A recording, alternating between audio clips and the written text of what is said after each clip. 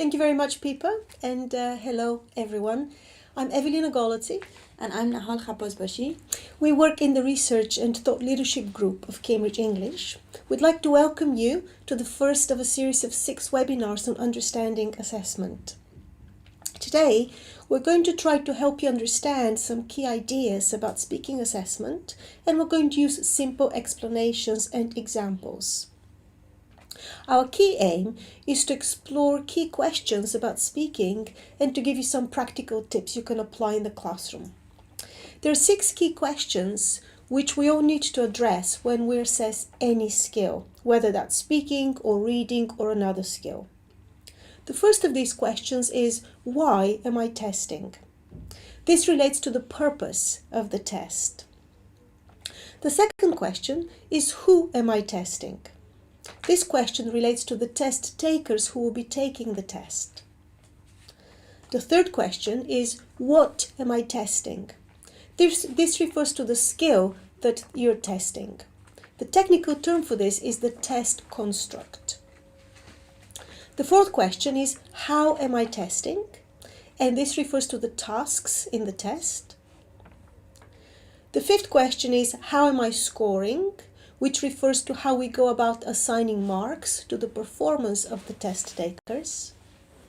And finally, the sixth question is, how is my test benefiting learners? This refers to the impact of the test on learning. We covered these 6 questions in more detail in a previous webinar on understanding assessment. And if you're interested, it's available for you to watch on the Cambridge English TV channel. In the webinar today, as we focus on speaking assessment, we're going to look at 3 of these questions. And they are, what am I testing? In other words, what is the speaking test construct? How am I testing? Here we're going to look at speaking test tasks. And lastly, how am I scoring? And here we're going to focus on criteria for assessing speaking and the different types of scale that we use to make sure that our tests are reliable. Now let's start with a question for you. And that's on your screen. What do you think can make speaking more difficult to assess than other skills? Please share your ideas in the chat box. And here's the question for you again. What do you think can make speaking more difficult to assess than the other skills? Please type some of your ideas in the chat box. We're just waiting for some of the ideas to start coming through. Okay, so we have someone is saying that it can be quite subjective, and then other ideas coming through are about student confidence. So the confidence of the student is perhaps not as strong when it comes to speaking assessment. Less objectivity is something from another person. The word nerves came up in the chat box from one of you, meaning again that idea of that sense of anxiety that when we have to take a speaking test. Pronunciation, another person is saying that could be difficult to assess. Confidence, using it in large classes. So a lot of really fantastic ideas that are coming through and a whole range of ideas. We're going to, just to summarize for you, the main ideas that came through are, the first one I would say is that it was subjective to mark. A lot of you are mentioning that, and that means that it's difficult to make the test fair. Another set of ideas that were coming through is that it is very difficult to both give the exam and to score it for the teacher or the examiner, so that's difficult to do. You were also mentioning the ideas of the criteria to use to assess the test. That came through, and also assessing students at different levels of ability could be difficult. How do you decide what tasks are suitable? And again, and finally, the idea that came through was the idea of students being anxious when they take a speaking test. Really great ideas, and we're going to touch upon all of these questions in our webinar today. Now let's start with looking at what am I testing? In other words, which features of speaking am I aiming to test? Or what speaking skills am I trying to elicit? Let's take a look at this task. You will find it in your handouts on page 2. In this task, the test takers have to read aloud sentences that they see on the screen. Now let's think about what this task is actually testing. When we think of speaking, a useful classification for speaking is it simple reproduction of language? Is it monologue speech? Or is it interaction? In a reading aloud task like the one you see on the screen, test takers just have to read out the text. In other words, they're just reproducing language. Now let's take a look at a different task. This one is on page 3 of your handout. In this task, a test taker has to find out and describe the differences between two pictures on their own. The speed generated in such a task is monologue. Unlike the previous task, this is not a simple reproduction of language, because test takers have to rely on their own vocabulary and on their own grammar to actually complete the task. Now let's take a look at a third task. This one is on page 4 of your handouts. This task involves discussing a topic in a pair or a group. The topic in this case is going on school trips. This task requires test takers to go beyond just reproducing language and beyond just talking on their own to actually interacting with other test takers, which, as you might agree, might be more challenging for test takers to do. Now what we'd like you to do is look at this task, which is on page 5 of your handout. In this task, the test taker is asked to describe a person that greatly influenced them. What do you think this task is testing? Is it A, a simple reproduction of language, B, a monologue, or C, interaction? Please vote now. Now here's the question for you again. What do you think the task which you can see on the screen is testing? Is it A, simple reproduction of language, B, monologue, or C, interaction? Okay, I can see your answers coming through. Majority of people are choosing option B. Some people are saying A. There are a few people saying C. Just going to wait a few more minutes for all of the answers to come through.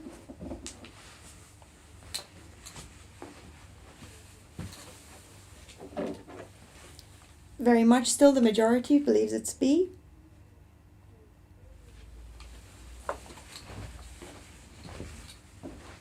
Yes, and we would agree with you that this is task B is mostly eliciting monologue. I can see why some of you have chosen task A as well. It's because you might be picking ideas that you see on the task, and that can be a reproduction of language. But I think task B, because the learners are not engaging or not interacting with other learners, it can be a monologue. Now what we saw in the previous slides is that different tasks elicit different kinds of speaking. Some elicit simple reproduction of language, other tasks elicit monologue speech, and some elicit interaction. So to get back to our question of what am I testing, this question refers to these different aspects of speaking that can be assessed in a test. So the next time you have to choose a task to assess speaking, you should ask yourself which aspects of speaking the task is actually eliciting. Now it's really important to remember that none of these aspects of speaking are better or worse. It depends on the purpose of your test. For example, a test for university entry should probably have tasks which elicit not just monologues, but also interaction, because interaction skills are really important for the purpose of that test. In another context, though, the purpose of your test might be to quickly and efficiently measure the pronunciation of people applying to work in call centers. In that case, having different tasks, such as reading aloud or repeating utterances, may be justified. Okay, now why is it important to think of the constructs or the sub-skills which the tasks assess? Well, it's actually important because different speaking tasks activate different speaking processes in our brains, and we want to be sure that we assess a range of these processes. So let's think about what speaking actually is. What knowledge and what cognitive processes do we need to be able to speak? Speaking, I think you would agree, is seemingly simple and natural, but it's actually a very, very complex activity. Now let's imagine that you're telling a friend about an interesting story you've heard on the news. First of all, you need to come up with an idea, with something you want to communicate. At this stage, the ideas are not expressed in sentences, they just exist as non-verbal ideas. In technical terms, we call this the conceptualization stage. Then, those ideas have to be converted into language, and to do that, you need to know some words. In other words, you need to have lexical knowledge, and you also need to know some rules about putting those words together. In other words, you need to have grammar and syntactic knowledge. This knowledge allows you to put words into phrases and sentences. Then these sentences and phrases have to be converted into sounds, which we articulate, which we say. And that's the path of a non-verbal idea in our brain becoming an actual idea which we express verbally. But while we're speaking, we're also constantly monitoring the ideas and the vocabulary and grammar we're producing to make sure that our message is communicated in the way we want it to be. So when we speak a language well, we do all of these activities automatically. But we can see how speaking can be very challenging for learners. For example, they might not have access to all the necessary vocabulary and grammar, and so the retrieval of that vocabulary and grammar might take a lot longer. And this results in them speaking more slowly and with more pauses and hesitations. In other words, the language knowledge and cognitive processes are not fully developed. They're not automatic. A useful way to think about the different aspects of speaking is to compare speaking to driving. When we first learn to drive, we need to cover the basics, the gears, the brakes, how to turn the steering wheel, and so on. We typically start driving slowly, and all of our attention is focused on getting the basics of driving right. This is similar to a learner developing core linguistic knowledge and skills, such as pronunciation, vocabulary, grammar, and basic functions, such as, for example, requesting information or giving simple descriptions. Going back to driving, once we have learned the basics of driving, then we're put in different driving situations. And this is similar to the range of communicative situations that a learner will be exposed to. In driving, drivers need to be able to drive not just on quiet streets, but also on busy motorways. Similarly, learners need to be exposed to a range of communicative situations which involve monologues and also interactions with others. This is important because these different situations put different cognitive demands on the learner. Experienced drivers can deal with different driving situations flexibly, and similarly, the more often learners have to do different kinds of tasks which represent different communicative situations, the more automatic the processes will become, and the more flexible they'll become in a wide range of situations. Just a quick mention of the CFR here as well, because if you look at the level descriptors in the CFR, you'll see that as you go up the CFR levels, they increasingly refer to the ability to be flexible and spontaneous. And that means that processes have become more automatic as you develop. So far, we've talked about what speaking is. Let's now think about how we go about eliciting the different sub-skills of speaking in a test. The question here is, how am I testing? And the focus is on the types of tasks that we can use. Now here's a list of some tasks that can be used to elicit speaking. For example, we could use a task which asks the learners to talk about a topic, like talk about yourself or your hobbies. Other tasks might ask the learners to describe a photograph or to tell a story. These tasks all involve monologue speech. Other types of tasks tap into interaction. They could be tasks such as question and answer tasks, discussion tasks, information gap activities, and role plays. An important point to keep in mind is that all of these tasks have advantages and limitations, and when using tasks in the classroom or in tests, you should aim to include a range of different tasks. This will minimize the limitations of the tasks. Let's now look at one specific task in a bit more detail. So let's look at a task here together, which involves a discussion between two test takers. They are asked to talk together about a question, and they're given some ideas to help them. We'll watch an example of such a task. What we'd like you to do is to think about some advantages and disadvantages of this kind of task. Please share your ideas in the chat box. Here's a picture with some ideas to help you. I'll say that again. A girl is going to live in another city. The people in her tennis club want to give her a goodbye present. Talk together about the different things they could give her and then say which would be best. All right? Talk together. Maybe the photo is a good idea because like this she will have memories of her friends. Yeah, I think it would be really nice. Or maybe a bag so she can put like all the things she needs for tennis. And like a really big one so she can put everything, and when she uses she can remember also. Or maybe the t-shirt like this. Yeah, we can make a t-shirt with her name behind. Yeah. Or I don't think the ball are like a good present. No. She will have a lot of ball. Yeah. What do you think about the DVD of tennis? I don't know if it's a good gift because she knows how to play tennis. Yeah, exactly. It won't be like really useful. So here's the question for you again. What are some of the advantages and disadvantages of this kind of task? I can already see your ideas coming through.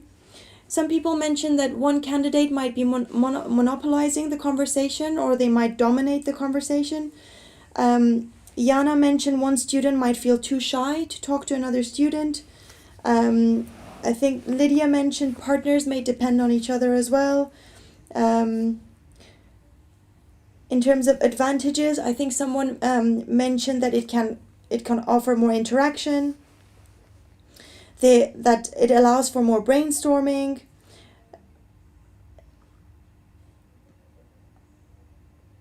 and that it's real task, it's communicative. So you're all mentioning a lot of really, really good ideas. So this task is perhaps more symmetrical, meaning that it's a task between equals. As the candidates, they have less power difference between them. It's also a common task in a communicative classroom, and so it's good to also have it in a communicative speaking test. It's an idea that you mentioned, and it's that the task is quite similar to real life speaking. However, some of you also mentioned some of the possible disadvantages. For example, it's a problem if one of the partners in the task is stronger in English.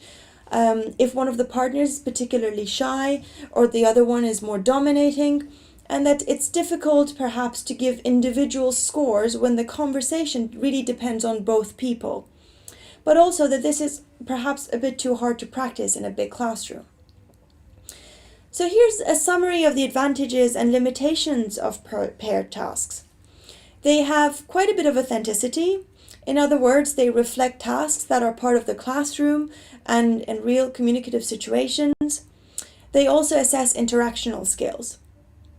One limitation of this type of task is the fact that one of the test takers could affect the performance of the pair or the group. For example, the personality of the test takers, as you mentioned, they might be shy or they might be extroverted. That can affect the interaction. Also, how well they know each other. For example, are they friends or are they strangers? That can also play a role. And finally, the language ability of the two test takers could affect the interaction. Now, research has shown that the most important of these factors is language ability level. This is something you all mentioned as well. It is really important, therefore, when you're using paired tasks in a speaking test to make sure that the learners in the pairs are approximately at the same ability level. It's okay to pair up a strong intermediate and a weak intermediate learner, but it's not okay to pair up a beginner and an intermediate learner. So all tasks have their advantages and their limitations. An important question is what we should do to address the possible limitations of a task. As we mentioned earlier, it is important to include a range of different task types. For example, a test could consist of a question-answer task, a monologue task, and a pair interaction task. In this way, each task is balancing out the limitation of the other tasks, but also assessing the different aspects of speaking. Another way is by using different kinds of assessment scales and assessment criteria, which focus on different elements of speech, whether it's grammar, vocabulary, or pronunciation, or if it's interaction skills. Now we'll talk about this in a bit more detail later in the webinar. A final point about task types is that there isn't just one way of testing speaking, or there's not one best way to do it. Different types of tasks have unique advantages and disadvantages, and each type of task should be evaluated against the purpose for which it is to be used. In other words, the test has to be fit for purpose. Now let's look at task difficulty, and this is an issue that some of you have mentioned already in the chat box. We're going to start with an activity for you. We're going to show you 2 different tasks, and then we'll ask you to decide which is more difficult and why. You can also find these 2 tasks on your handout on pages 6 and 7. Now here is task A on your screen. This is a paired interaction task, which asks the test takers to imagine that a young man on holiday wants to buy a present to take home to his parents. And the test takers have to talk together about the different presents he could buy, and then they have to decide which present would be best. They're given some pictures with ideas to help them. Here is task B. Again, this is the same kind of task. It's a paired interaction task. In this case, it asks the test takers to talk to each other about the advantages and disadvantages of communicating. They're given some ideas about different ways of communicating to help them. They then have to decide which 2 ways of communicating are the most effective. So we've shown you the 2 tasks. What we'd like you to do is to tell us which task you think is more difficult. Is it task A or is it task B? And also tell us why you think it's more difficult. Please type your ideas in the chat box now. So once again, tell us which task you think is more difficult, task A or task B, and tell us why you think it's more difficult. I see lots of B's coming down, so a lot of you choosing task B as the more difficult one. Tell us a little bit more about the reason why you chose task B. So what makes task B more difficult? We're just looking at the answers because there's so many of you. They're going down on my screen very, very quickly. So some of you are saying that it needs a more advanced level of language. In other words, you need to have more complex grammar and more developed vocabulary to be able to respond to task B, which is absolutely true. I would agree with that.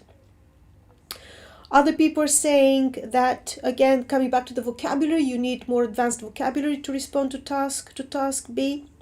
Someone else is saying that you need to be able to present an argument. In other words, you need to be able to persuade your partner to agree with you or not. So there is more of a discussion element in task B.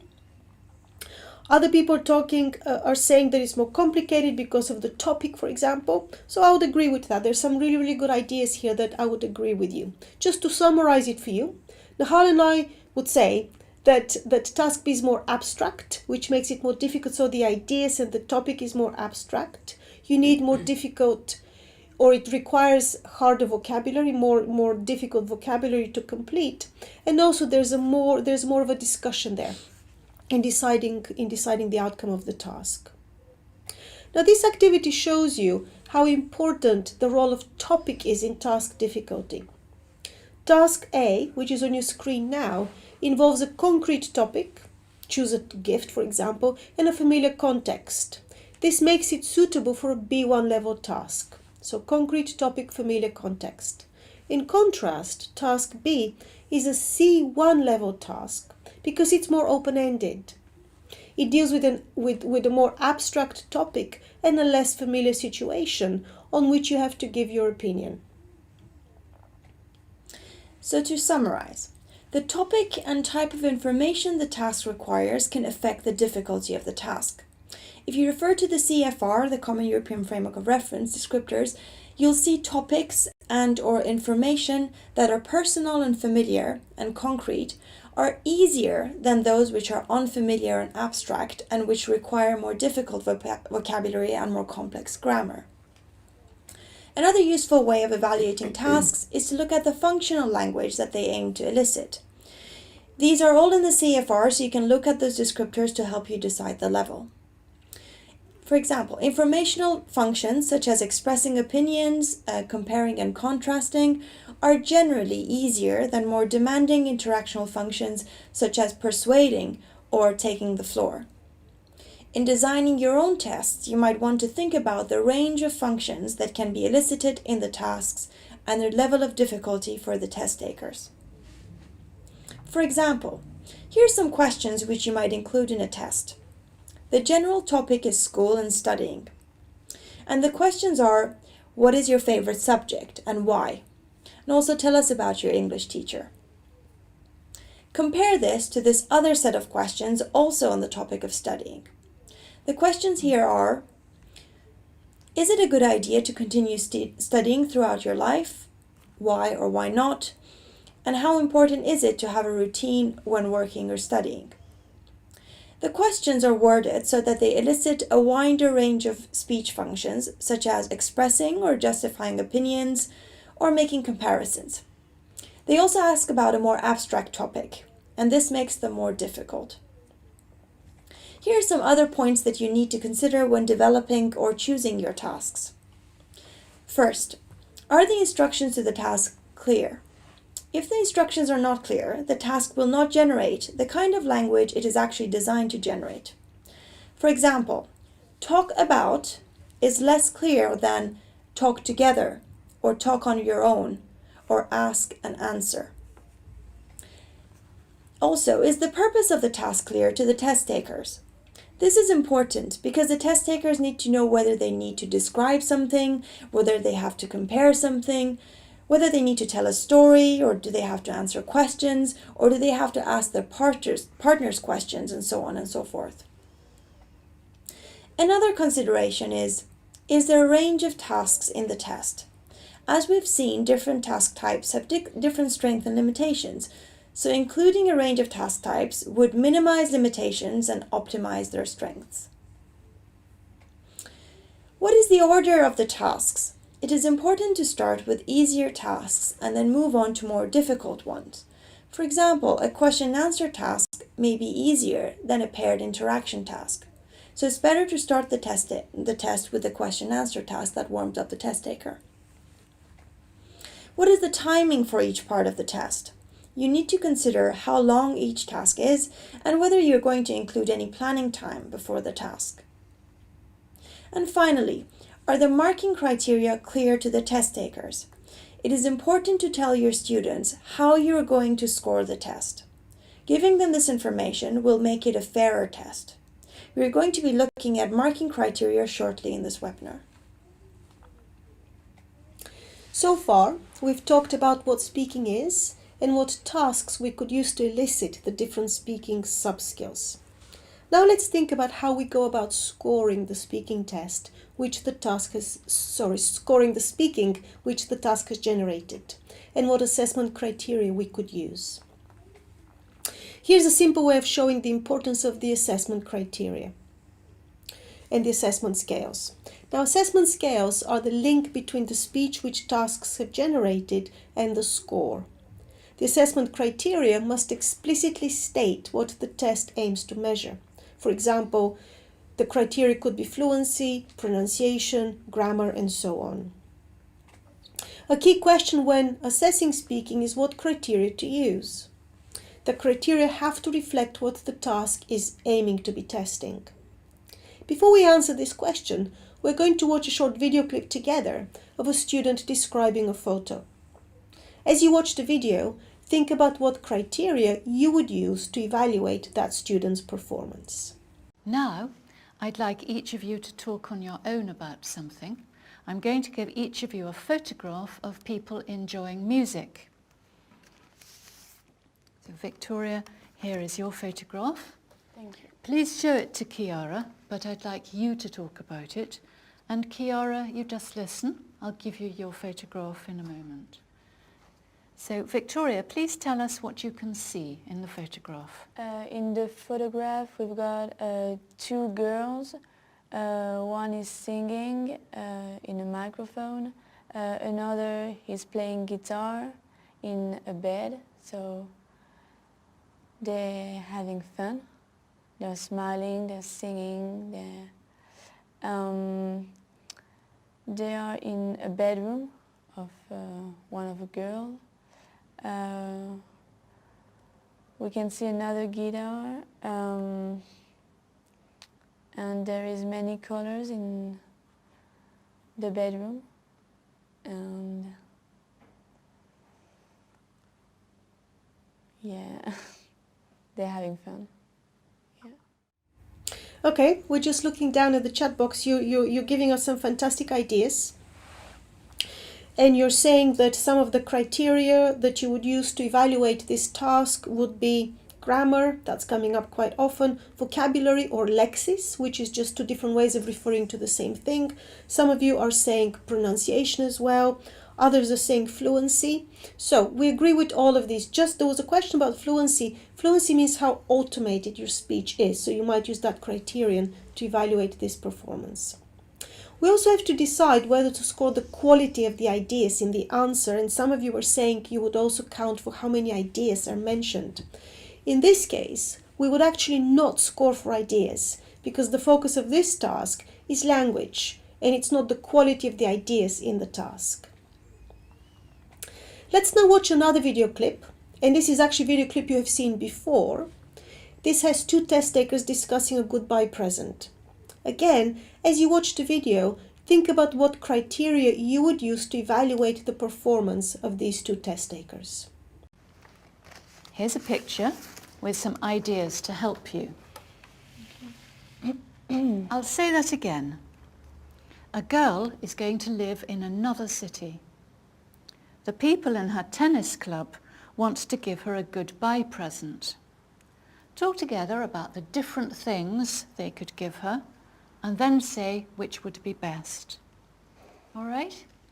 Talk together. Maybe the photo is a good idea because like this, she will have memories of her friends. Yeah, I think it would be really nice.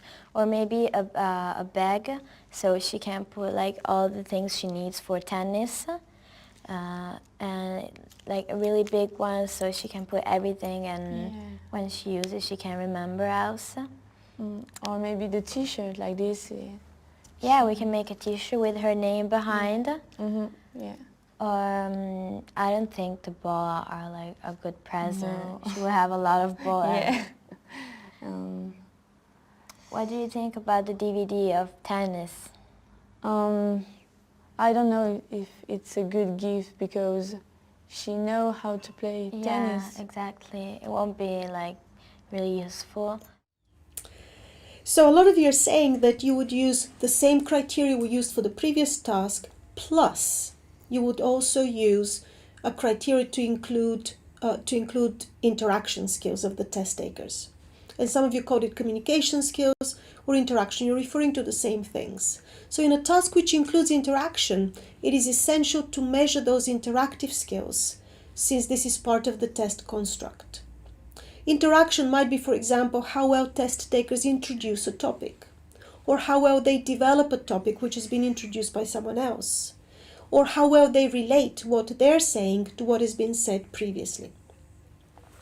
When deciding on assessment criteria, you also need to decide if they're all going to be equally important. For example, you may decide that pronunciation is more important for the purpose of a test, for example, in a call center.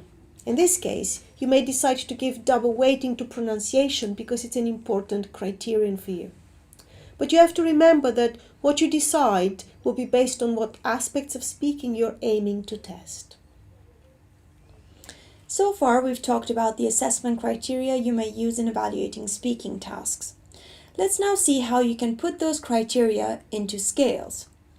The two most common types of assessment scales are holistic scales, in which the rater awards an overall mark to the performance based on a general impression of the test taker's performance. In analytic scales, a scale such as speaking is broken down into separate features, such as fluency, vocabulary, pronunciation, etc. And raters give independent marks for each of the assessment criteria. Here's an example of a holistic scale from Cambridge English. You can find this scale on page 8 of your handout. When an examiner uses this scale, he or she gives one overall score only for global achievement. And here's a set of analytic scales. This is also on the handout. This one has 4 categories. These are grammar and vocabulary, discourse management, pronunciation, and interactive communication. When an examiner uses these scales, he or she assigns a score for each category. In this case, he or she would assign 4 separate scores. Let's now look at some advantages and disadvantages of these different types of scales. Analytic assessment scales can provide diagnostic information about candidates' strengths and weaknesses. That is, if the scores are actually reported separately. They're also useful in rater training, since the skill which has to be measured is broken down into separate features. They're also really useful for assessing second language learners who might have uneven profiles.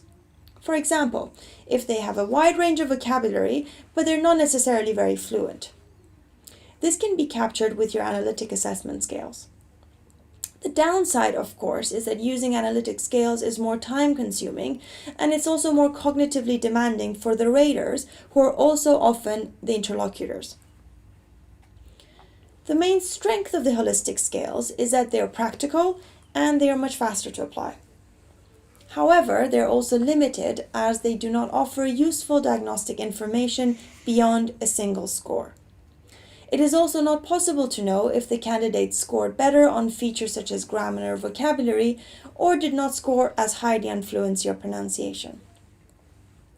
There is also an underlying assumption that all the relevant aspects of speaking ability develop at the same rate. But I'm sure you all know learners who might be very fluent, but who may not use grammar or vocabulary very accurately in speech. Okay, so looking back now to summarize for you.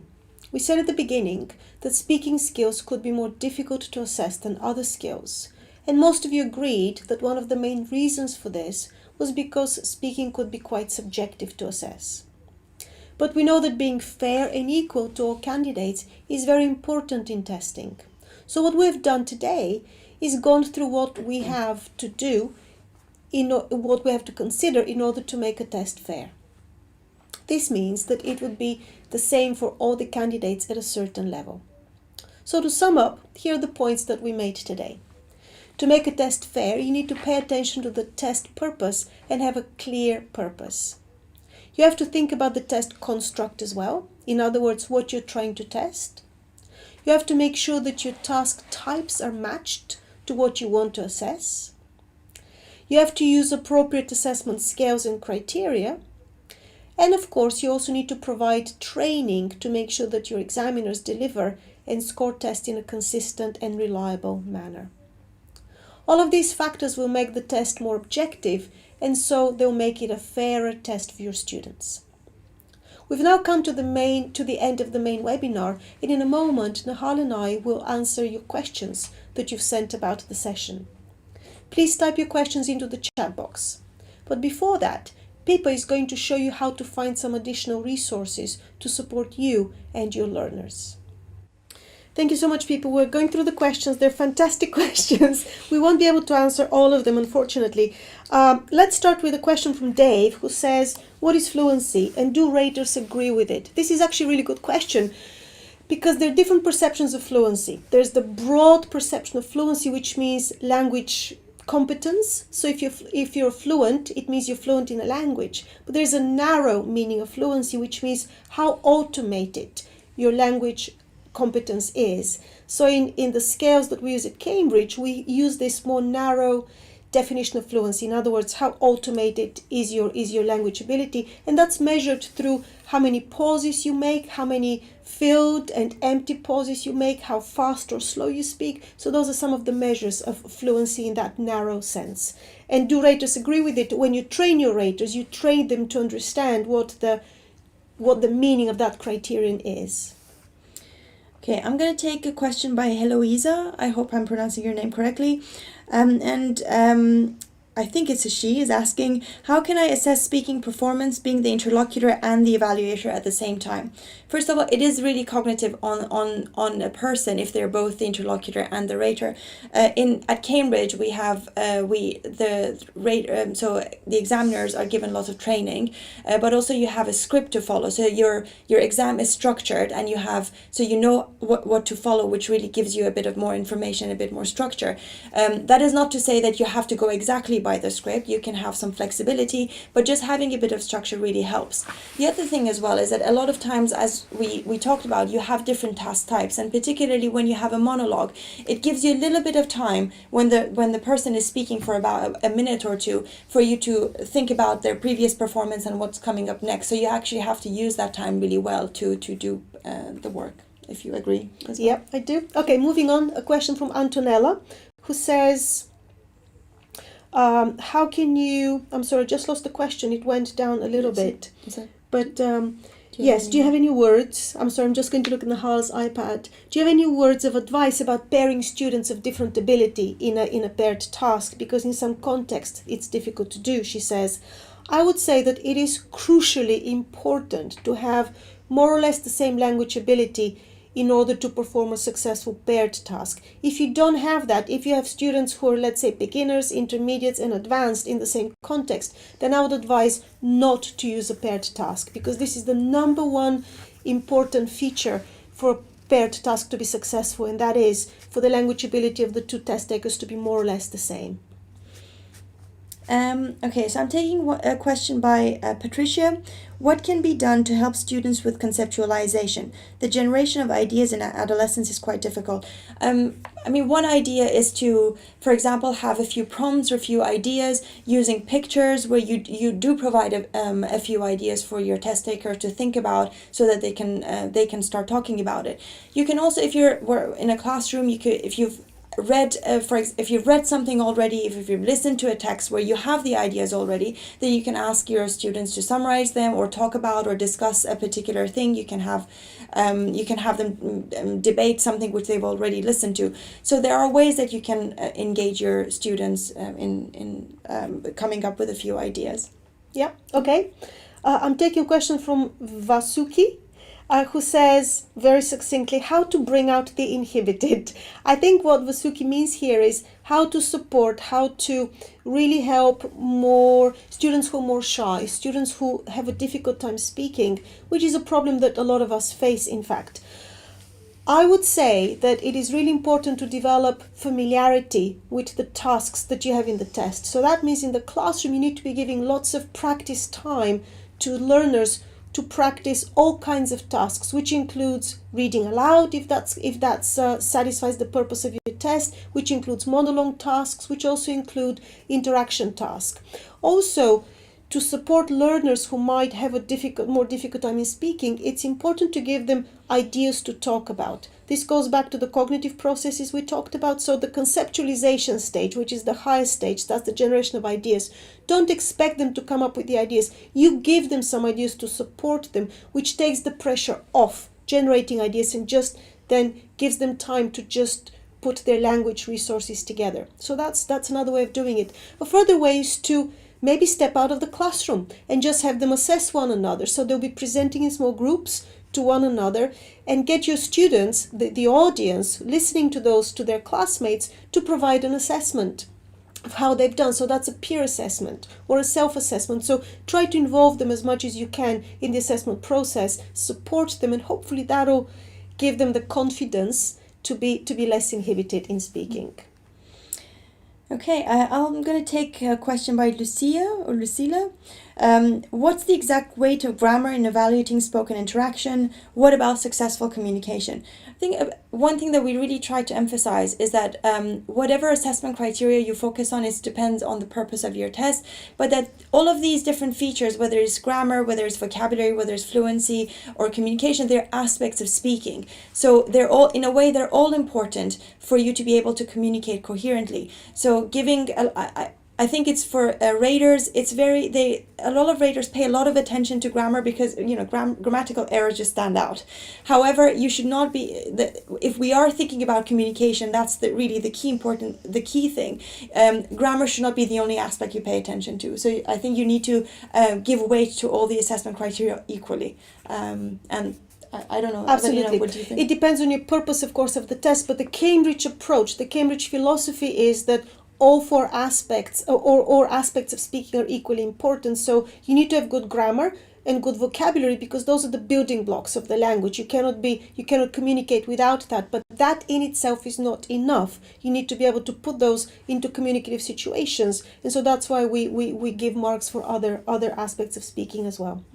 Okay, a quick question from, I've just lost it a little bit. Yes, Athanasios, I hope I'm pronouncing the name correctly, who says, why isn't the speaking test in Cambridge exams rated as much as the rest of the papers? Actually, it is rated as much. We have in most of the Cambridge exams, we have a reading paper, a listening paper, writing paper, grammar, vocabulary, or use of English paper, and a speaking paper. All components have equal weighting. And that again is part of the Cambridge philosophy. We believe speaking to be just as important as the other skills. So speaking gets equal weighting in the final mark. It contributes to the final mark as much as the other papers. Okay, I'm going to take one by Ria, who's asking, is it highly recommended to let the test taker know how she's being scored in speaking tasks? I would say absolutely yes. It's for the sake of transparency, because in any exam that you go into, you have to know what is expected from you. So I think making the descriptors, making the criteria very clear to the test takers is really important. So that's a quick one for you. Absolutely. And another quick one, I think. I lost who asked this, but the question was, should we obsess about pronunciation? So in other words, what should be the role of pronunciation? The Cambridge approach is that you don't need to speak like a native speaker to get top marks. In other words, you don't need to have a native speaker accent. You need to be intelligible. So the focus shifts from having an accent or not having an accent to being intelligible. So if you look at me, for example, I'm a non-native speaker. I have my accent, but I'm fully, I hope, I'm fully intelligible. So in other words, don't obsess with accent, but obsess with intelligibility. How intelligible are your learners? That is the main focus of pronunciation, we believe. I think there's a question by Rita. How long should we ask our pupils to speak? I think there is no really right or wrong answer about how long you're asking people to speak.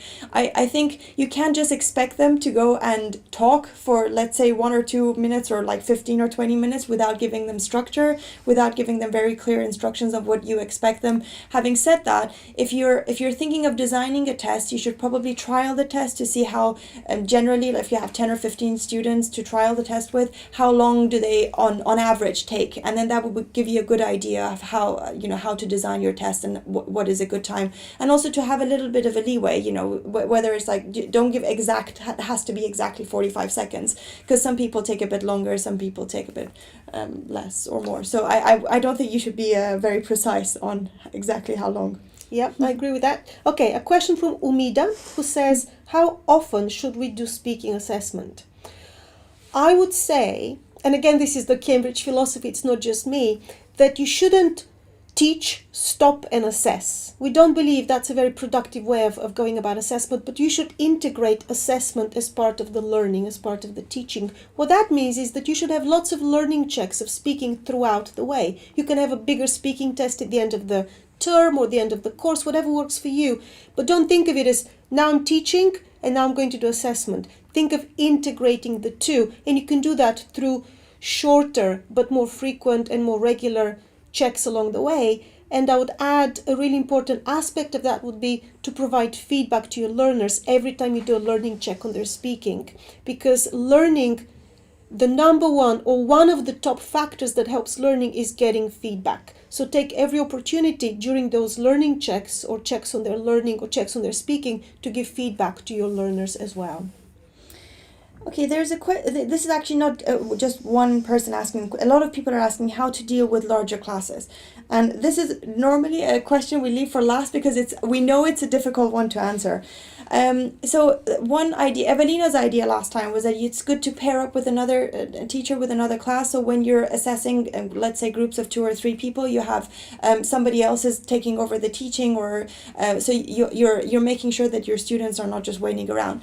Another thing as well is I think it's the use of technology. These days you have access to recordings where you can give like groups of students a recorder, and then you give them a task and say, okay, discuss this topic for the next 4 or 5 minutes, and you can record this. They can bring it back to the class. You can listen to them and give them feedback, but also they can listen to the task and they can give each other feedback. So in a way, you're giving more agency to your students. This is more learner autonomy, and they can self-evaluate a lot better. So I think making use of technology which is out there might be a good way to go about assessing. Absolutely, yes, definitely. We have time for a few more questions. Here's a question from Freddie, who says, is prompting valid during speaking assessment? In other words, when a student gets stuck, when they don't know what to say, when they haven't understood a question, is it okay to prompt them? I would say definitely yes, because what makes face-to-face speaking assessment different from a computer-delivered test is that you have the opportunity for this adaptability. In other words, when you're going through the test and you realize that a student hasn't been able to understand the question, they need prompting, step in and give them the prompting with some backup questions, some easier questions, or maybe just a repetition of the question. Obviously, take that into account when you give them the mark at the end. The fact that they needed prompting should be reflected in their mark, but definitely don't stand back and behave like a machine. Behave like a human who is interacting and responding to what they're saying. This is different from a computer-delivered test where there is no prompting. You get the question, everyone gets the same question. If you don't understand, tough. The computer moves on. So yes, be human in a human test, in a face-to-face test, which includes prompting if necessary. Do we have time for? We do. I think we have maybe one more question. Okay, I'm gonna answer a question by, I don't know how to pronounce your name. I'm sorry. I think it's Desvialana. I'm sorry. I'm really sorry if I'm not pronouncing it correct. So the question is, what if a student is faced with a topic he or she's Giliana. I think Giliana maybe. Okay, thank you. Is not familiar with enough to be able to provide a solid answer. For example, in IELTS, a lot of questions deal with certain topics, but they're not familiar to students, yet students' English is very advanced. So I think, as we talked about, topic is very important. What we try in a lot of Cambridge English exams, including IELTS, is not to only have the one topic. In fact, in IELTS, you have in the beginning, you have 2 or 3 different topics. Then you go to a monologue, which is one topic, and then you go further when you ask a series of questions on the general theme of the topic, but the questions are quite different. So I think even if you do not have the answer to one of the, you do not have enough ideas about one of the topics, you will still be able to answer others.